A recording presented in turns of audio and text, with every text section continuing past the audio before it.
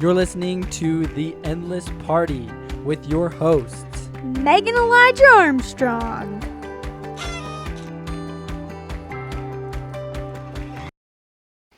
Hello everybody and welcome back to The Endless Party. Woohoo! Today we are joined by Winnie. Yep, she wouldn't sleep. She wouldn't sleep, and so she's gonna be here with us. Yeah. Which is actually quite fitting because today we're talking all about relationships. And not just marital relationships, we're talking about relationships. All relationships with your kids, with your siblings, with your coworkers, with your friends.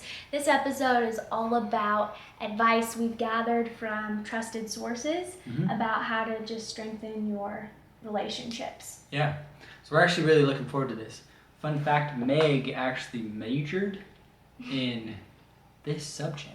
I did. It's family sciences, so it's really just all about relationships with family, with, like she said. So there's a plethora of knowledge that she can share with all of us. It's actually been really beneficial to our family and our relationship, truly. So tune in. So something that's super interesting is a lot of people, like sometimes you'll hear this phrase, like, I don't care whether people like me or not, but this is just false. So each of us have an inherent need that we want to be wanted and needed. Yes. Each one of us needs relationships to make our life fulfilled. Yeah, without them we would die. We really would die. Like, we need the connection that comes from... She would die without us. She would die with that. We need the connection that comes from these relationships. And so that's why this podcast really is so important. Because also something that's interesting too is oftentimes when people's last words are always about family, friends, people that matter to them. And so how do you gather like a lot of people in your life who matter to you? Well, you become really good at relationships. So you become a relationship expert. You become a relationship or a master. expert. Yes. Something else that's super interesting too is Elijah and I have like noticed most people when they get married, you know, their goal is to stay married. Yes. And they marry someone who they believe they have a really positive relationship with.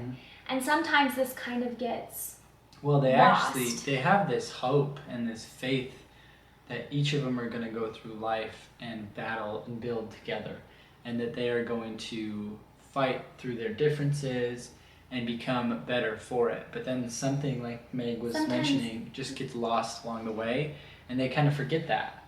And it's really sad, actually. It is sad. So we're going to kind of get back into that later, but I think now what we did is we asked just all of our friends and family what their best relationship... People that we have relationships with. And we asked what their best relationship advice was. Yeah. So let's share some of the ideas that they came up with. They were actually really, really great They were ideas. really And it was good. pretty cool because not really one of the ideas was the same as the other. And so what's kind of cool about this is that there's not one specific answer to build a beautiful relationship or to have stronger relationships in your life. There's hundreds of thousands of things that you can do in order to have a great, lasting, fulfilling relationship. And so here's just what they've mentioned. Okay, so Wendy said, I'd say collaboration. Being able to collaborate with each other is very important. No matter how close you are, there will be situations where you two may not be on the same page. So being open-minded enough to collaborate with each other so that both of you can come out satisfied. That could apply to anything from money to childcare, etc. Something I really liked about this one is I like this idea that both individuals are going to come out satisfied. Yeah, they come out on top. Both of them, not just one. Not a single person loses in this understanding that Wendy mentions, and so and that's actually really beneficial for even we've seen it in our own relationship and in our family is this understanding that everybody should win at the end of the day. Like there shouldn't be any losers, and especially in a marriage, there shouldn't be any losers in a marriage. No. Like you guys should collaborate with one another to find the best outcome for all parties involved. Okay, I'm gonna read the next one. This is from my grandma. So just a backstory about my grandma. Her husband passed away when he was in his 60s, early 60s, suddenly from a heart attack. Yeah. And she loved him so dearly. So this They is had a what great relationship. they had a great relationship. So she said, "Love God more than you love your spouse. Each must support the other as the person strives to live life together. Then put your spouse before anyone else, children, parents, friends. Sometimes it's tricky and you must communicate. Then figure out together what works for the two of you and be flexible so it can change as you, your schedules, and your children do. I'm sure I've told you about my parents the day after they were married. They were lying in bed on that first morning, and my mom finally asked my dad if he was going to get up and build the fire.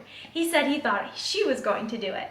His mom built the fire, and her dad built the fire when they were growing up. I think there's a lot of that in life. Work together in meekness and love unfeigned. I actually really like that because you come from two different worlds, especially when you get married, that you guys do things completely different from one another. And those small differences aren't even a big deal. They're really just petty little details. But it does take this communication to have to talk work about through it. them. I mean, These interesting expectations. Yeah, I've spoke about this before, I'm pretty sure, on the podcast, but like, me and Meg folded laundry differently, which made sense. We came from different mothers, right, and fathers. And so what's interesting is, like, I remember that she was folding laundry a certain way, and like I was getting so upset by it. And then I was like, this is the most ridiculous thing ever. And so I just started folding it the way that she did it. And I haven't even given it a second thought until right now. I didn't even know when that was going Yeah, down. and she had no idea, right? I was just like, what is she doing? This is not how you fold laundry. But it's like, laundry's laundry, and if it's folded, it's folded. You know, and it's the same with her great-grandmother's story of building the fire. You know, so just communicate and just understand that, like, you guys come from different worlds, and what's so cool about that is you can make a world that's unique to both of you. I also love the part, too, that was talking about how you put God first, your spouse second. Oh, absolutely. And two, putting your spouse before children, friends, Before parents, this yahoo. even parents, you know? Oh, absolutely. And I think that's, like, so important. Yeah, you have to set those boundaries early on in your relationship and understand that your spouse comes first, always. Right. Okay, After the Lord, of after course. the Lord. Okay, so this one is from my 16-year-old brother, and he's referring to friends, and he says, backstory on my brother. He is like social butterfly. He has tons of friends. He has all the friends. And so this is what he says. I think something that makes relationships worth it is having common interests. I feel like once you have common interests, you're able to build upon it, and then you can build as friends. So one thing I've noticed my brother does is he kind of Finds common ground. and he finds things that other people are interested in, and then sometimes he'll become interested in it too, to have friends. And that's actually a principle from Dale Carnegie's How to Win Friends and Influence People. Is become interested in what they're interested in. Yeah. Like he talked about how in his book he became interested in this guy who was like all about gardening type thing. Yes. And the guy talked to him for like hours. Yes. Because he was just like actually intrigued by this guy's garden. Super cool. So it's pretty cool. Okay, this next relationship advice is from Elijah's sister, Macy. And she says it's in two parts. First, she would say to always communicate and to do it kindly. If you can't communicate something kindly in the moment, let your significant other know that you need a minute to work through your thoughts. Communicating out of anger is only asking to make a matter worse. I would agree. My mom actually said something similar. Yeah, it's so interesting. Okay, communicate about everything. Don't ever tell half-truths to spare feelings or wait for something to pass. Always let your partner know how you feel about things, what your hopes and goals are, and allow room in your heart for a difference of opinion, and even room to change your own mind. I also like that. Second is about yourself in the relationship. Ask yourself on a regular basis what needs you have that aren't being met, as well as what needs your partner has that aren't being met, and make plans and time to fulfill those needs. A relationship is everything, but in order to have a healthy relationship, it is my opinion that it takes two individuals whose needs are being met.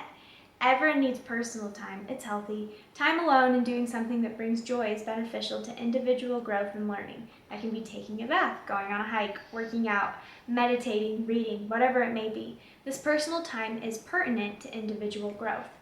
A relationship of two individuals will fail to grow if each individual isn't personally growing. To be open and honest, communicating all thoughts and needs, talking about things even when they feel intimidating or hard is crucial. As you take time to grow as an individual, you will gain confidence in yourself and continue to grow.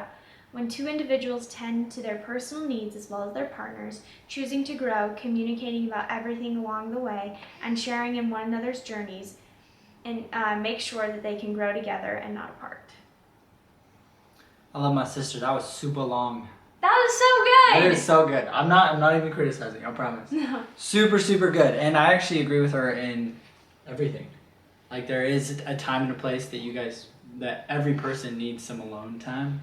They need time to work on themselves and just better themselves. And you can't do that as a couple always. Mm-mm. You know, you have to take that time and that space. And then obviously it's best not to communicate when you're angry. I agree. Because things are said and done Just that dumb. shouldn't be said and It's done. just so dumb. You look back and you're like, why did I even say Why that? did I say that? It was so bad. So I actually agree. She did a wonderful job. Okay, this next one is from my Aunt Ashley. She says, find one thing you appreciated or loved about your spouse that day. I often write them down in my journal and it makes me realize so many reasons to adore him. Which I think is super cute. Every I day agree. she looks for something good. Yeah, she's a good finder. That was an episode. It was an What a episode. great aunt. What a great aunt. Okay, this is from another one of my aunts. She goes, I think what's been most important for the peace I feel in relationships is trying hard to think highly of the person. Then I don't feel the need to say bad things and feel bad things about them if I'm not wasting mental energy on thinking poorly. If I don't have a great perception of the person, I think it's better to look for a good thing about them, or just try not to think about them at all, instead of deepening my poor impression by thinking about things that have bugged or annoyed me. And it makes my interactions more kind when I've been trying to think and notice the best parts of others. I actually really like that one. So there's this phrase I actually say to myself every day, and it is, resentment is the number one hindrance to spiritual power, or just power. And I've actually noticed if I need, creative energy or just energy, resentment is so draining. And so it's so draining. And so I actually really like her advice that she either tries to think highly of that person or just not of that person at all. And I had this habit going on in my head where I would just spiral into this negative energy and just resent people so much for little things they've done or said. And so a big change I've made in my life is I just do the same thing as her. I just try to either not think about them at all or only think of the good. And it's actually really strengthened my relationships with people, but also just helped me be a happier person. I agree. I really liked her advice. It was really good.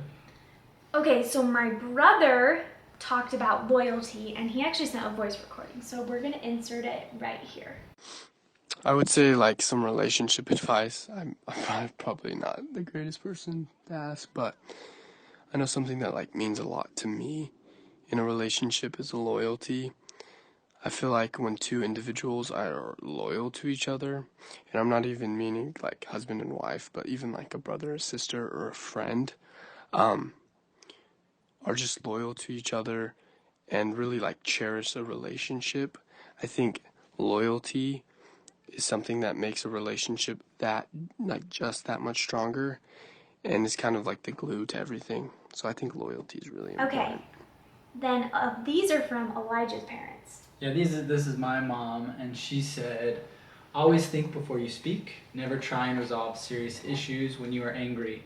Walk away and discuss things when you have had a minute to decide if the problem is more important than the personal relationship. Which I actually think is good advice. It's never a good idea to handle anything angry. No. Don't go to the store angry, you buy dumb stuff. Yeah. Don't argue angry, you say dumb stuff. Realistically, it's just never really good to do anything angry. I agree. My father said, if you become attracted to a person and like that person, then obviously you like them for who they are. So don't try and change them. We should work on changing ourselves to become a better person, not work on changing someone else. And I will actually say, to this man's credit, he does a very good job at this. He actually strives to change himself on a daily basis. And so I actually agree with that, is you should never try to change another person. You should always try to change yourself. Interestingly enough, too, you can't. Yeah, we're actually going to talk about this more, but you can't change somebody else. You can only change yourself. Okay. My sister said, talk it out. Everything, even if you think it might hurt the other person's feelings, communication is so important. And then she said, this is more about marriage, obviously. Also, sex and intimacy play a huge role in connecting with your partner. If it's not a priority, make it one, even if you have to schedule it into your life. Which, yeah, that just makes sense. There you go. This is from my really good friend Riley. And she says, for a dating relationship, you attract who you date and you marry who you date. So start by becoming the person you want to marry. If you are wanting to find someone to date or marry, start within. Work on yourself to become the kind of person you see yourself marrying. Then keep doing this throughout your dating and eventual marriage relationship. And then for a marriage relationship, communicate your expectations of anything and everything together before you do them. For example, before a family vacation, ask each other what your expectations are. You come from different backgrounds, so vacationing can look a lot different for you. You can get clear on what the other is hoping to get out of the trip and can help eliminate communication issues or hurt feelings later on. This is just one example, and the idea can be applied to any and all situations.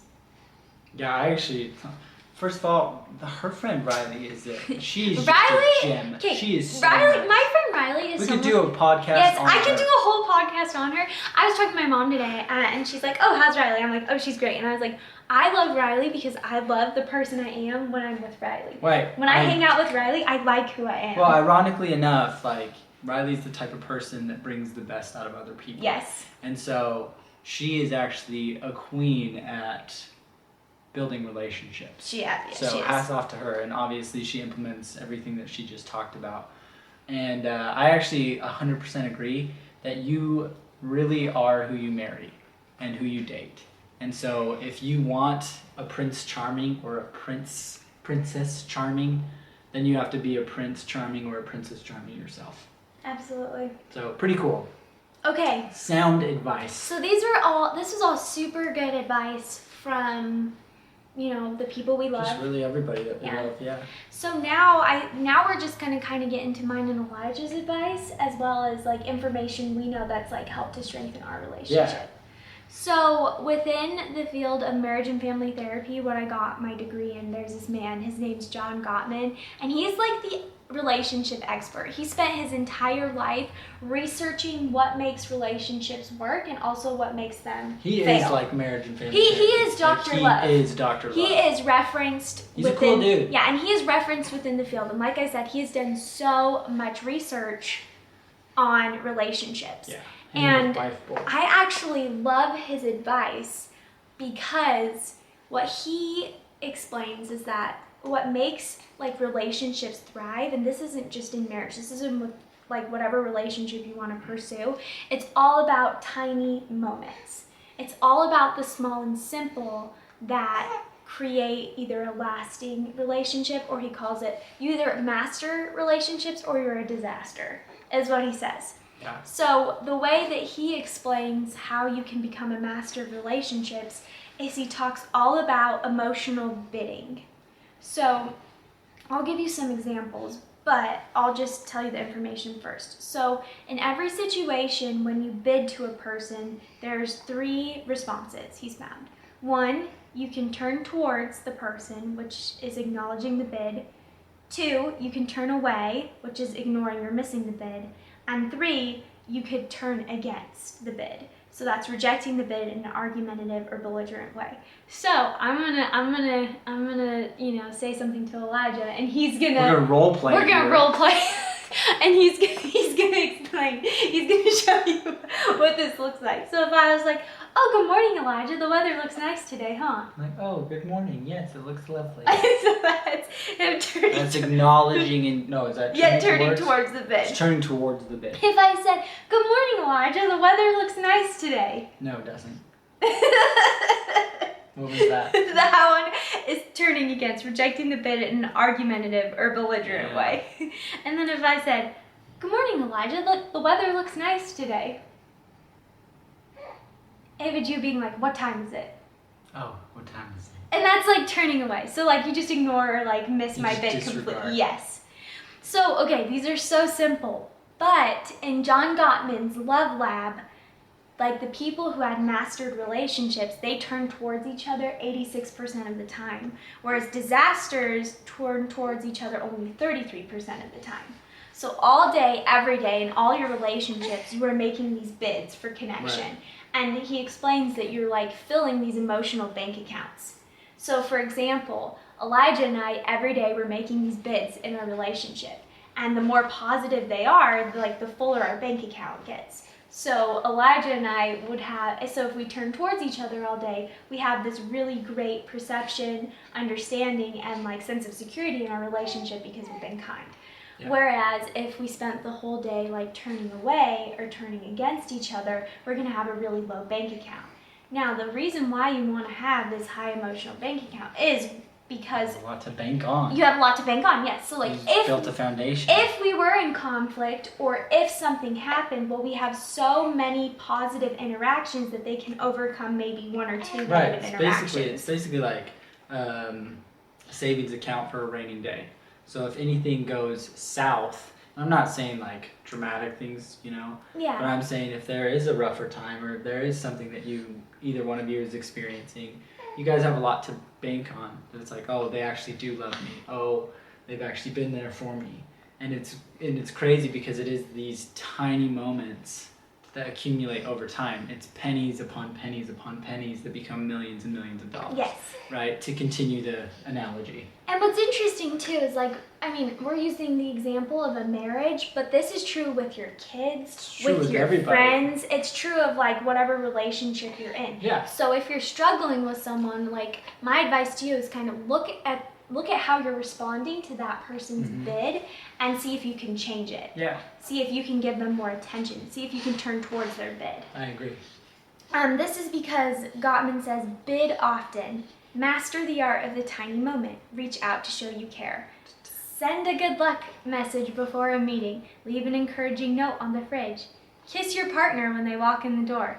Oh, also, Gottman recommends a kiss that lasts at least 6 seconds. We'll keep this PG, so we're not going Happy- to kiss on here. Like, Can you kiss in PG movies? yes. Oh, well, we'll keep this G.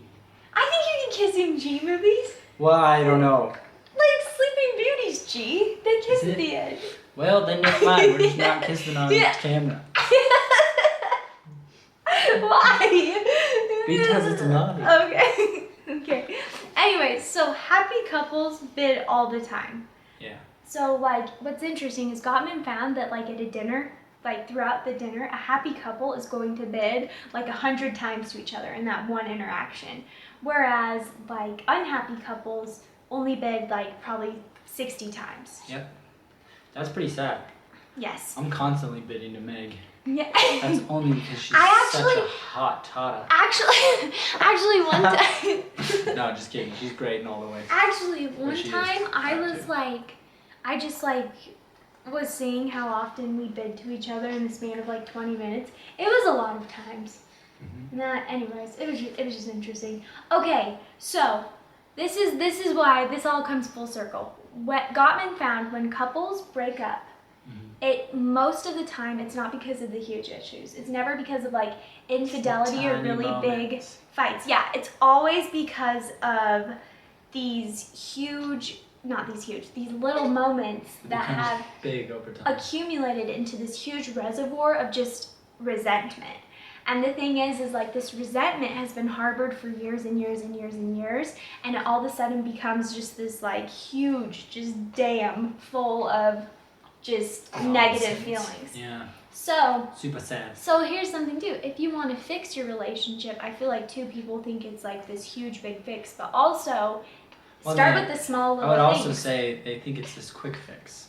Like doing one thing after you've neglected to do that your entire marriage isn't going to fix it overnight. It has to be those small and simple things on a daily basis. So if you are having problems in your friendship, in your marriage, in your relationships with your kids, parents, whatever it is, look back at your past experiences with them and see the tiny moments. See all the neglect that maybe has happened on your end or vice versa, and then try to implement those tiny moments, and eventually that relationship will improve. It's not going to improve overnight. If it's taken that long to accumulate, it's It's going to gonna take take- that long to fix. probably yes. Yeah. Okay, Elijah's now going to share his info. Yeah. So actually, this comes from another book. It's called Crucial Conversations. It's a great book. And so what they talk about is that there is two realities we all must accept. And the first one is responsibility.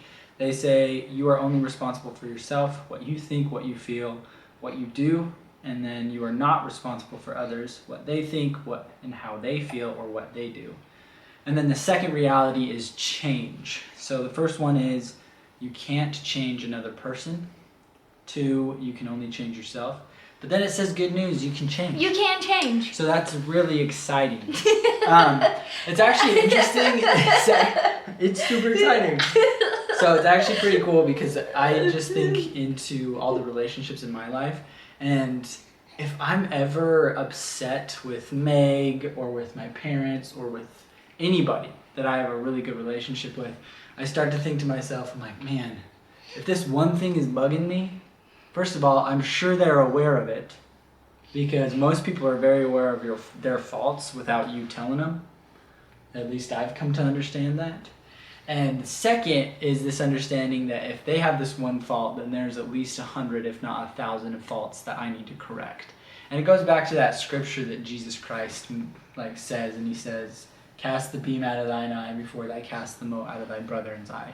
Because I'm sitting here with this beam in my eye and I'm just going to try and correct my wife when she has this tiny little sliver. Like, that's not valid. That's not right.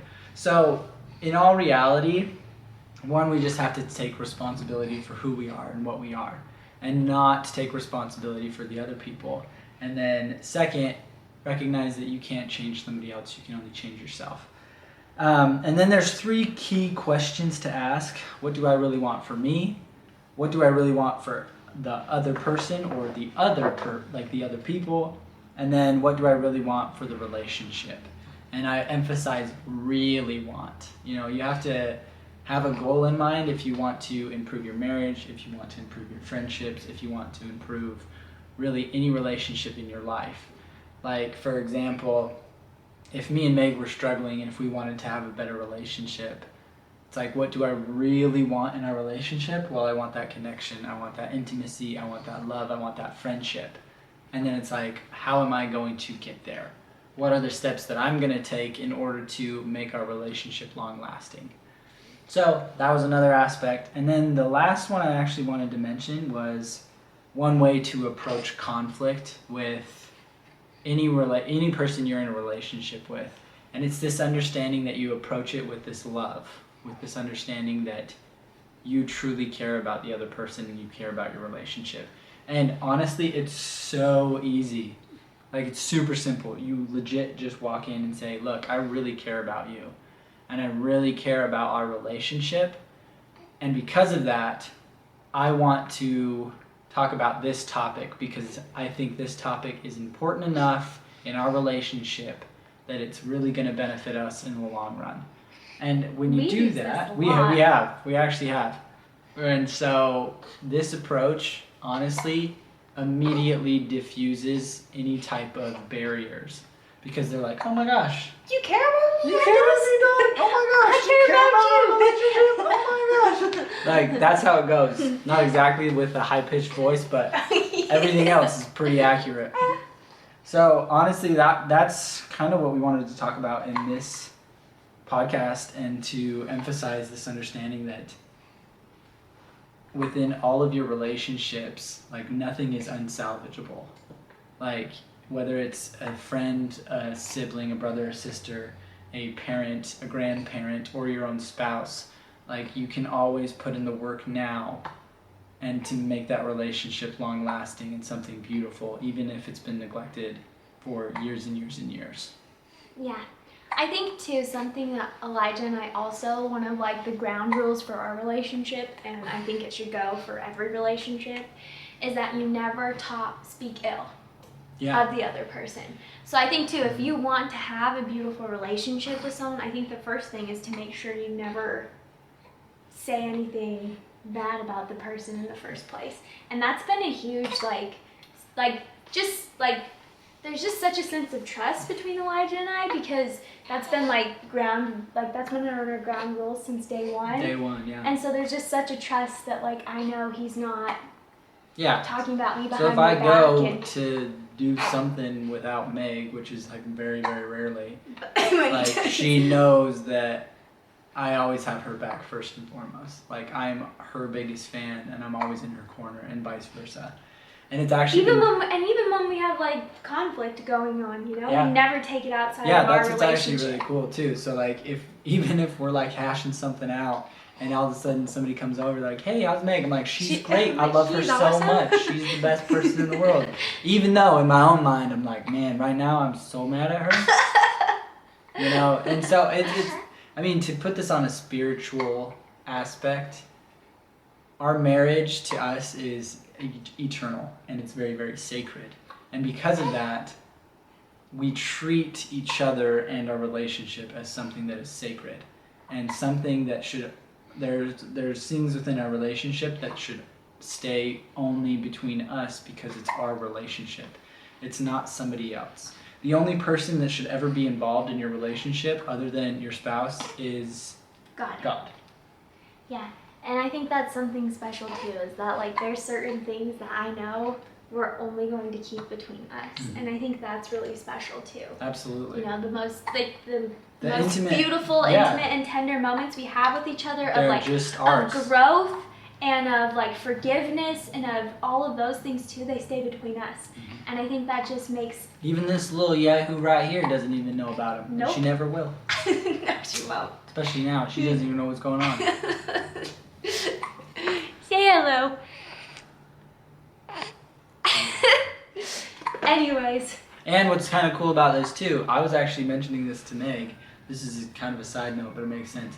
All you really need to do is find one person to be your best friend, and then you can make other best friends with that person. She's my best friend too. Can you imagine that? Like, think about that for a second. I made one best friend, and now I have 3 best friends. That's amazing. And I named 2 of them. And they're great best friends to have. Look at her. So, Bink, bink, bink. Okay. anyways, Thank you guys for that tuning was in the today. podcast today. Thank you for tuning in. Like, subscribe. And do all thank the you to things. all the people who contributed. Yeah, absolutely. We really we appreciate it. appreciate that. We're actually going to try to implement a lot of your advice. So thank you. And if you haven't, share this with somebody that you would like to improve your relationship with. Woohoo! Woohoo! All right, thanks, guys. Peace! Bye. You've been listening to The Endless Party. Please feel free to join us over at our website, theendlessparty.com, for more of our content. Also, we would love to hear from you. Leave some comments and let us know what you're interested in us talking about. Seriously, like, subscribe, leave a 5-star rating, whatever it is the platform says to do, so that we can keep partying together.